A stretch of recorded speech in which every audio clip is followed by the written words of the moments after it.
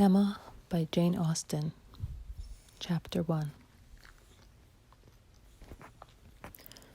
Emma Woodhouse, handsome, clever, and rich, with a comfortable home and happy disposition, seemed to unite some of the best blessings of existence, and had lived nearly 21 years in the world with very little to distress or vex her. She was the youngest of the two daughters of a most affectionate, indulgent father, and had, in consequence of her sister's marriage, been mistress of his house from a very early period. Her mother had died too long ago for her to have more than an indistinct remembrance of her caresses, and her place had been supplied by an excellent woman as governess, who had fallen little short of a mother in affection.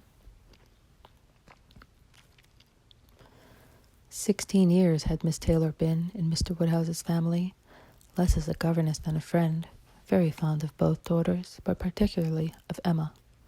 Between them, it was more the intimacy of sisters. Even before Miss Taylor had ceased to hold the nominal office of governess, the mildness of her temper had hardly allowed her to impose any restraint, and the shadow of authority being now long passed away, they had been living together as friend and friend, very mutually attached, and Emma doing just what she liked, highly esteeming Miss Taylor's judgment, but directed chiefly by her own.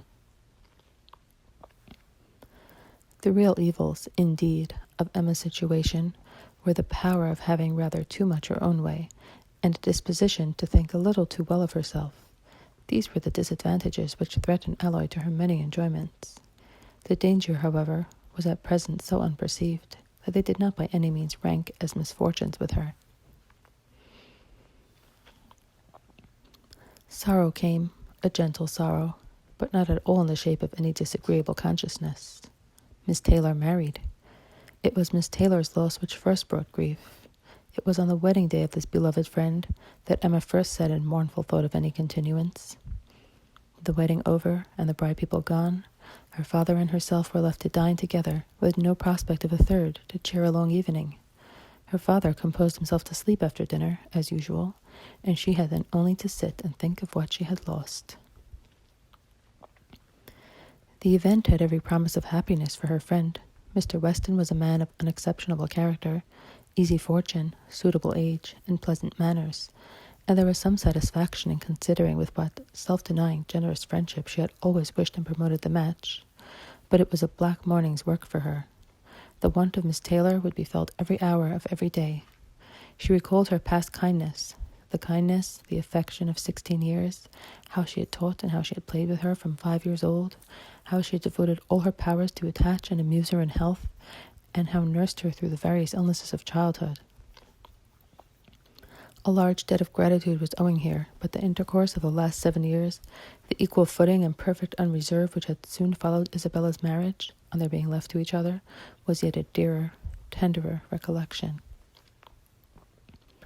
She had been a friend and companion such as few possessed, intelligent, well-informed, useful, gentle, knowing all the ways of the family, interested in all its concerns, and peculiarly interested in herself, in every pleasure, every scheme of hers, one to whom she could speak every thought as it arose, and who had such an affection for her as could never find fault. How was she to bear the change? It was true that her friend was going only half a mile from them, but Emma was aware that great must be the difference between a Mrs. Weston only half a mile from them, and a Miss Taylor in the house. And with all her advantages, natural and domestic, she was now in great danger of suffering from intellectual solitude. She dearly loved her father, but he was no companion for her. He could not meet her in conversation, rational or playful. The evil of the actual disparity in their ages, and Mr. Woodhouse had not married early, was much increased by his constitution and habits, for having been a valetudinarian all his life, without activity of mind or body, he was a much older man in ways than in years, and though everywhere beloved for the friendliness of his heart and his amiable temper, his talents could not have recommended him at any time. Her sister, though comparatively but little removed by matrimony, being settled in London, only 16 miles off, was much beyond her daily reach, and many a long October and November evening must be struggled through at Hartfield before Christmas brought the next visit from Isabella and her husband and their little children to fill the house and give her pleasant society again. Highbury, the large and populous village, almost amounting to a town, to which Hartfield, in spite of its separate lawn and shrubberies and name, did really belong, afforded her no equals. The Woodhouses were first in consequence there. All looked up to them. She had many acquaintances in the place, for her father was universally civil, but not one among them who could be accepted in lieu of Miss Taylor for even half a day. It was a melancholy change, and Emma could not but sigh over it and wish for impossible things, till her father awoke and made it necessary to be cheerful. His spirits required support. He was a nervous man, easily depressed, fond of everybody that he was used to, and hating to part with them, hating change of every kind. Matrimony, as the origin of change, was always disagreeable, and he was by no means yet reconciled to his own daughter's marrying, nor could ever speak of her but with compassion, though it had been entirely a match of affection, when he was now obliged to part with Miss Taylor too, and from his habits of gentle selfishness, and of being never able to suppose that other people could feel differently from himself, he was very much disposed to think that Miss Taylor had done as sad a thing for herself as for them, and would have been a great deal happier if she spent all the rest of her life at Hartfield. Emma smiled and chatted as cheerfully as she could to keep him from such thoughts, but when tea came, it was impossible for him not to say exactly as he had said at dinner. Poor Miss Taylor, I wish she were here again. What a pity it is that Mr. Weston ever thought of her. I cannot agree with you, Papa. You know I cannot. Mr. Weston is such a good-humored, pleasant, excellent man that he thoroughly deserves a good wife, and you would not have had Miss Taylor live with us forever and bear all my odd humours when she might have a house of her own? A house of her own? But where is the advantage of a house of her own? This is 3 times as large, and you have never any odd humours, my dear. How often we shall be going to see them, and they coming to see us. We shall be always meeting. We must begin. We must go and pay wedding visit very soon. My dear, how am I to get so far? Randalls is such a distance. I could not walk half so far. No, Papa, nobody thought of your walking. We must go in the carriage, to be sure. The carriage? But James will not like to put the horses to for such a little way, and where are the poor horses to be while we are paying our visit? They are to be put into Mr. Weston's stable, Papa. You know we have settled all that already. We talked it all over with Mr. Weston last night. And as for James, you may be very sure he will always like going to Randalls because of his daughter's being housemaid there. I only doubt whether he will ever take us anywhere else. That was your doing, Papa. You got Hannah that good place. Nobody thought of Hannah till you mentioned her. James is so obliged to you. I am very glad I did think of her. It was very lucky, for I would not have had poor James think himself slighted upon any account, and I am sure she will make a very good servant. She is a civil, pretty-spoken girl. I have a great opinion of her. Whenever I see her, she always curtsies and asks me how I do, in a very pretty manner, and when you have had her here to do needlework, I observe she always turns the lock of the door the right way and never bangs it. I am sure she will be an excellent servant, and it will be a great comfort to poor Miss Taylor to have somebody about her that she is used to see. Whenever James goes over to see his daughter, you know, she will be hearing of us. He will be able to tell her how we all are. Emma spared no exertions to maintain this happier flow of ideas, and hoped, by the help of backgammon, to get her father tolerably through the evening, and be attacked by no regrets but her own. The backgammon table was placed, but a visitor immediately afterwards walked in and made it unnecessary. Mr. Knightley, a sensible man, about 7 or 38, was not only a very old and intimate friend of the family, but particularly connected with it as the elder brother of Isabella's husband.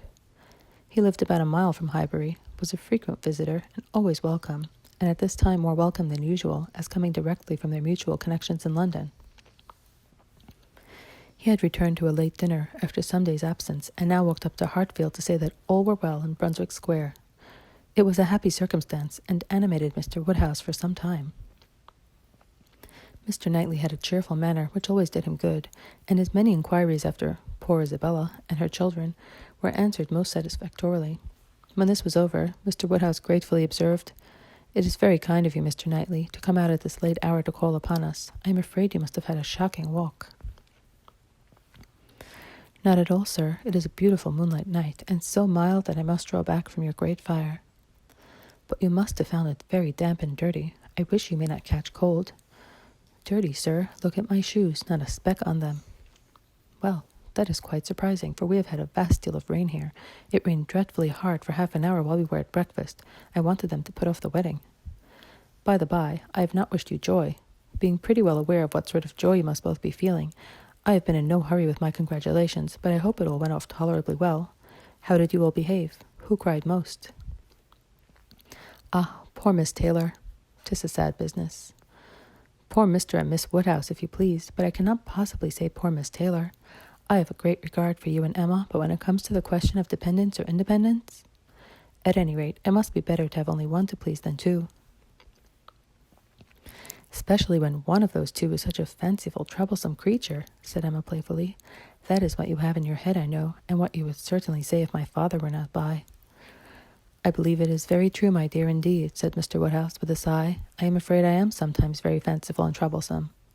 My dearest papa, you do not think I could mean you, or suppose Mr. Knightley to mean you. What a horrible idea. Oh, no, I meant only myself.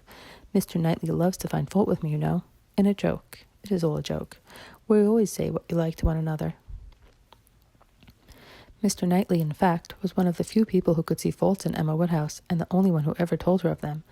And though this was not particularly agreeable to Emma herself, she knew it would be so much less so to her father, that she would not have him really suspect such a circumstance as her not being thought perfect by everybody.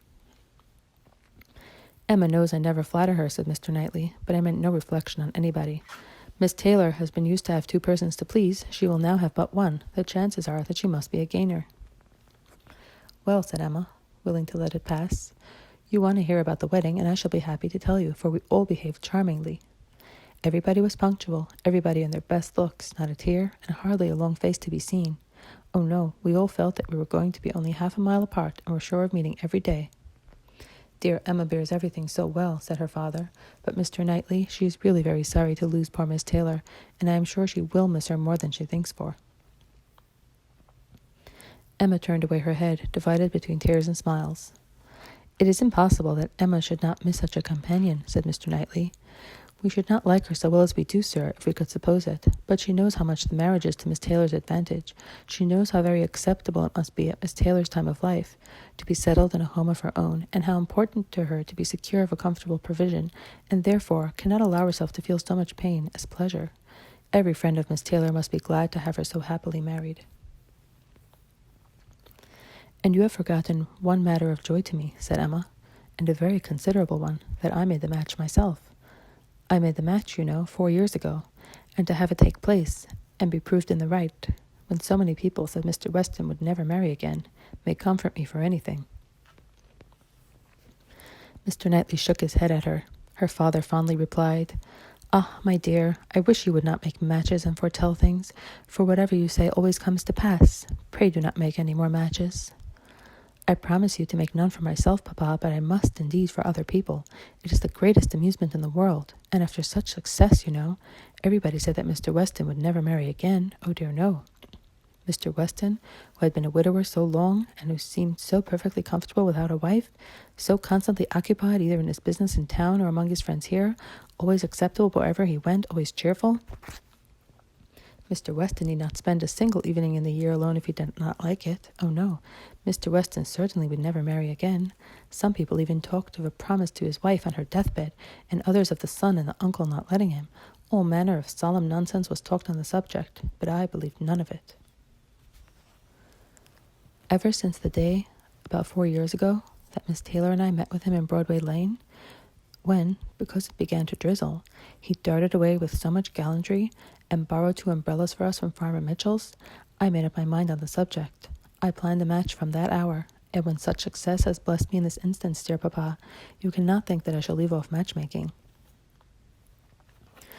I do not understand what you mean by success, said Mr. Knightley. Success supposes endeavor.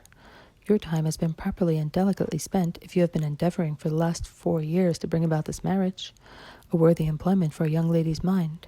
But if, which I rather imagine, your making the match, as you call it, means only your planning it, you're saying to yourself one idle day, I think it would be a very good thing for Miss Taylor if Mr. Weston were to marry her. And saying it again to yourself every now and then afterwards, why do you talk of success? Where is your merit? What are you proud of? You made a lucky guess, and that is all that can be said. And have you never known the pleasure and triumph of a lucky guess? I pity you. I thought you cleverer, for, depend upon it, a lucky guess is never merely luck. There is always some talent in it, and as to my poor word success, which you quarrel with, I do not know that I am so entirely without any claim to it. You have drawn two pretty pictures, but I think there may be a third. It's something between the do-nothing and the do-all. If I had not promoted Mr. Weston's visits here, and given many little encouragements, and smoothed many little matters, it might not have come to anything after all. I think you must know Hartfield enough to comprehend that. A straightforward, open-hearted man like Weston and a rational, unaffected woman like Miss Taylor may be safely left to manage their own concerns. You are more likely to have done harm to yourself than good to them by interference. Emma never thinks of herself if she can do good to others, rejoined Mr. Woodhouse, understanding but in part. But, my dear, pray do not make any more matches. They are silly things, and break up one's family circle grievously. Only one more, Papa, only for Mr. Elton. Poor Mr. Elton. You like Mr. Elton, Papa. I must look about for a wife for him. There is nobody in Highbury who deserves him, and he has been here a whole year, and has fitted up his house so comfortably that it would be a shame to have him single any longer. And I thought when he was joining their hands today, he looked so very much as if he would like to have the same kind of office done for him. I think very well of Mr. Elton, and this is the only way I have of doing him a service. Mr. Elton is a very pretty young man, to be sure, and a very good young man, and I have a great regard for him. But if you want to show him any attention, my dear, ask him to come and dine with us some day. That will be a much better thing. I dare say Mr. Knightley will be so kind as to meet him. With a great deal of pleasure, sir, at any time, said Mr. Knightley, laughing, and I agree with you entirely that it will be a much better thing. Invite him to dinner, Emma, and help him to the best of the fish and the chicken, but leave him to choose his own wife. Depend upon it, a man of 6 or 27 can take care of himself. Thank you for listening. Please make sure to like and subscribe if you'd like to hear more.